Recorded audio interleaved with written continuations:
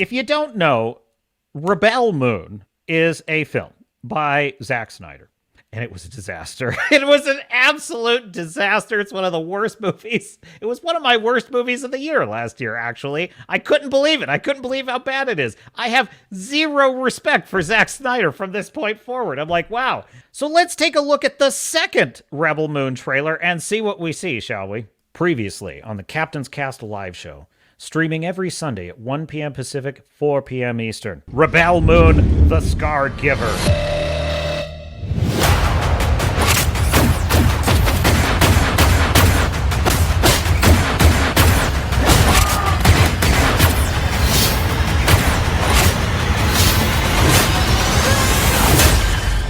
The guys that are coming at her aren't doing anything. They're not even aiming their weapons at her. They're just walking into her gunshots. But let me just point out something I really hate in modern trailers.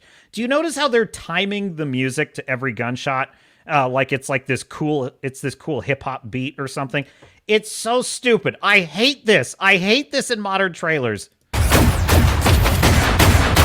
Do. She's doing nothing. Like, let me mute this for a second. Look at how these guys, they're just walking into her gunfire. Look, watch this again. Watch this again when the guy tries to stab her. Watch this. Dude, this is exactly my critique of the first film. He just lazily kind of puts his sword forward while she easily jumps around it, and now he's dead. He's dead. They actually don't even show her disarming him, but whatever. Who cares?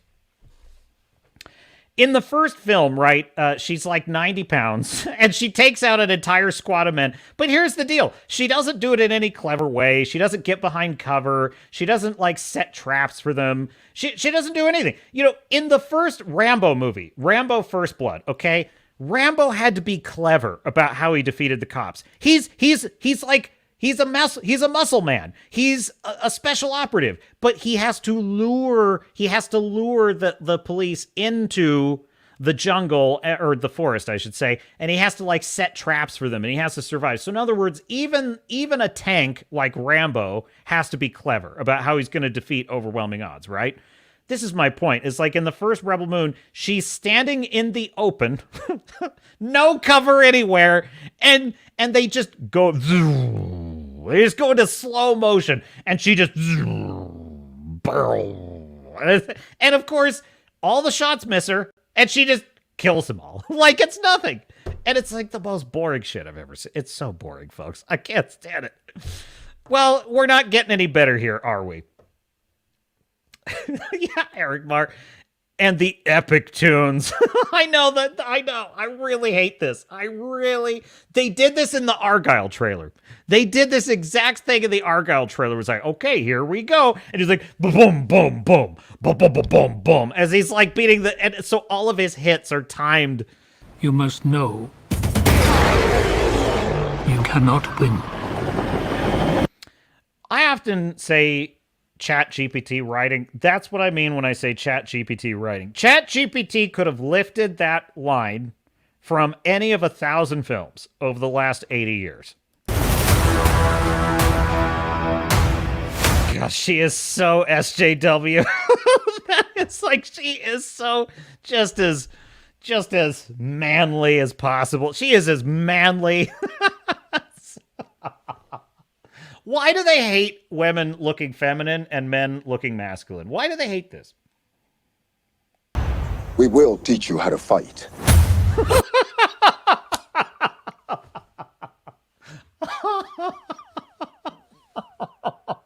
It's so stupid.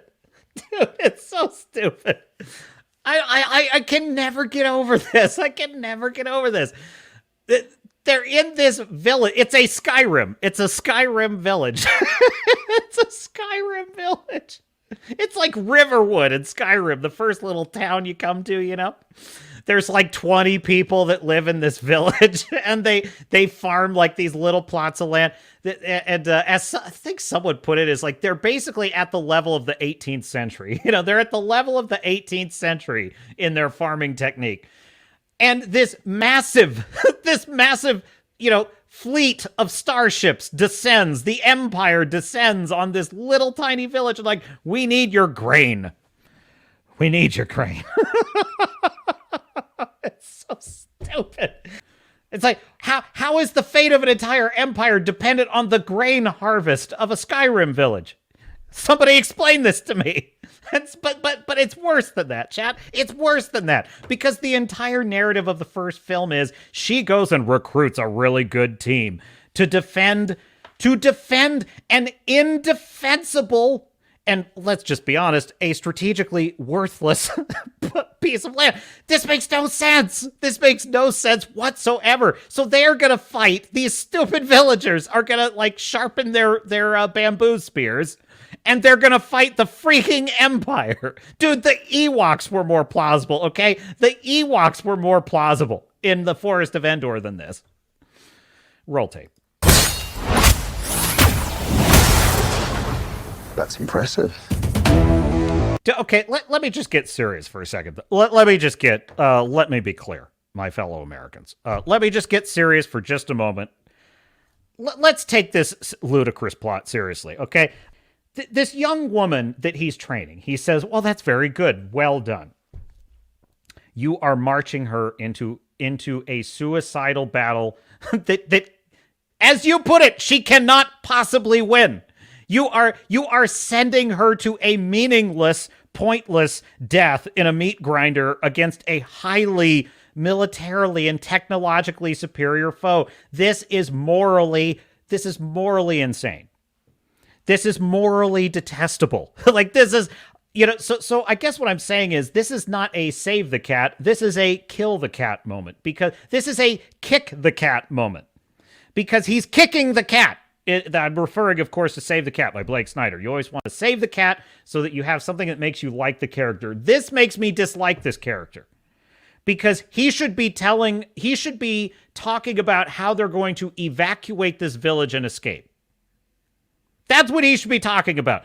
This is our evacuation plan. Not, we're going to sit here and shoot straw targets. We're going to get all the teenage women and men in the village, and we're going to have them shoot straw targets, and we're just going to wait. We're going to wait until the next massive Star Destroyer with legions of armored, heavily armed soldiers land. Like, that's the stupidest. Eric Mar, I'm sure you have many thoughts on this, Eric Mar. I mean, if we're training the villagers to take on a small bandit gang, I would be okay. Of course. That's exactly my point, Eric Mar. It's like, this is exact. You cut right to the heart of the matter, as usual, my friend. This is the problem with Zac Snyder. Zac Snyder is conflating lots of different stories here. He's cobbling together a patchwork of different stories, right? There is a story in which a small rebel army defends a planet against impossible odds, and it's brave and heroic, and it works. Like a guerrilla war on a planet. By the way, Halo has a lot of examples of this, such as the Battle for Reach, things like that. So that you can do that. There is also a version of the story, as you pointed, where it's a group of villagers and a Magnificent Seven against a bandit gang. It's the Magnificent Seven, the Seven Samurai. Yeah, that's a plausible story. Zac Snyder he's crossing those two stories, and it doesn't work, because it's like you have a tiny Magnificent Seven trying to look. There's no rationale for making yourself a sitting duck. If you're on the back foot, you've got to head for the hills. It makes me think of the film The Patriot with Mel Gibson, where the whole idea is that he has to conceal his identity, because if he doesn't conceal his identity from the British, they can retaliate against his family. So he goes by an alias. Him and his men live in the swamp. They live in the swamps of Georgia because they can't stand up to the British toe-to-toe. And so what I'm saying is Zac Snyder needs to watch The Patriot. He needs to copy The Patriot and not whatever the hell he's copying. Who knew Zac Snyder was such a hack? I didn't. I really didn't. I did not until Rebel Moon. Rebel Moon. Rebel Moon! Stop here, he says. They should have done the sci-fi version of Magnificent Seven. I know. I know. It's what he wanted to do. He thinks it's what he did.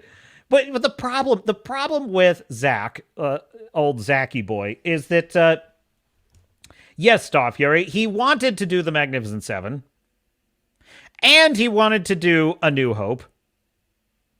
And he wanted to do Firefly. You know? And he wanted to do a whole bunch of other shit. And it's like, it doesn't work, man. You gotta pick one. You gotta pick a lane. Star Fury says, call in an orbital strike. Dude, one Helldiver against that village, it's over, folks. It's over. One Helldiver, just throw it, boop, and destroyed. Orbital strike. The music here is ridiculous. It's so ridiculous. It's like I'm about to see something like super sci-fi and cyberpunk, and what do I see? A beautiful stroll through Skyrim. It's like, is this what you picture? It's fucking Skyrim. And by the way, that is gold beneath those horses' feet right there. That is the precious gold that could bring an entire empire to its knees. It's all for the grain. The grain in one village. Dude, look at this. They're not surviving that. Here it is. There it is. Dude, they're so boned. But see, what makes me angry about it is this character here, what's his name? Who cares? He has the audacity to look afraid and surprised. Do you realize the end of the first movie? I swear to God, folks. The end of the first movie is they barely and quite in a very plot armor way defeat the bad guys. Fine. They all come back to this village. Why do any of these people she's recruited have any reason to come back to this village? I don't know. But they do, and they say this is a good place to fight. What? And they basically decide to just sit there and wait until the Empire arrives. How dare you, sir? How dare you have this look on your face? Like, you sat there in an undefensible position waiting for a superior force. No, not a superior force. A vastly superior force to arrive. How dare you? How dare you look surprised? I shall destroy them. Chat GPT villain dialogue right there. By the way, that is representative of him in every single line. I love this actor. This actor, I think, could have been excellent as a villain. Once again, a great actor squandered, but he is, every line he has in the first film is like that. It is a Chat GPT, mustache twirling, obvious villain line. I have no choice but to fight. That's not true. You could have evacuated the village. You did have a choice. You could have even chosen where you could fight. If I'm being honest, if I'm being absolutely serious about this, I'm kind of baffled. I don't understand how you can have the list of credits that Zac Snyder has, the films he's worked on, the writers he has undoubtedly worked with, the talent he's learned from. How can you have this resume and not even do basic storytelling? I don't understand that, folks. I truly don't. I don't understand how you can be at this level and not establish at a basic level, why is this planet so valuable? And yes, it has to be a better reason than one small village's grain. Look at this. Look at this. One strike and they're done for, folks. The Scargiver herself. The Scargiver. The Scargiver. She's the Scargiver, she is. Are you truly prepared? Dude, jeez. They've got like these tanks, they've got machine guns, they got all these missiles, and what is it? It's thatched roofs. It's like thatched roofs. I'm sorry. I won't allow this place to die for me. Well, you should have thought about that before you advised them not to immediately evacuate and flee. Like, you should have evacuated.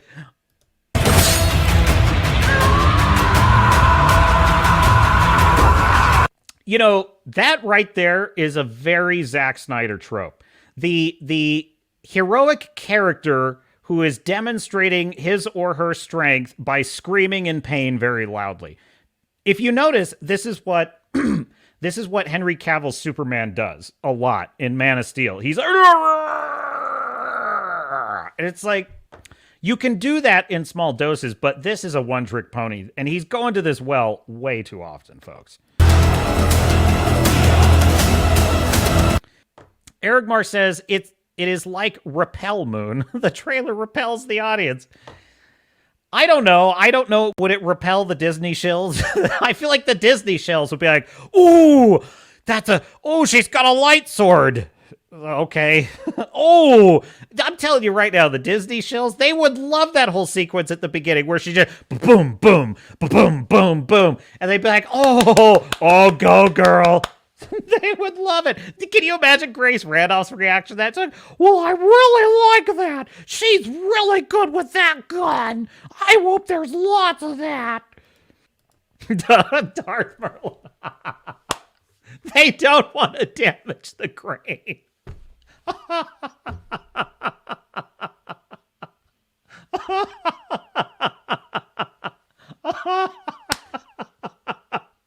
That's actually pretty good.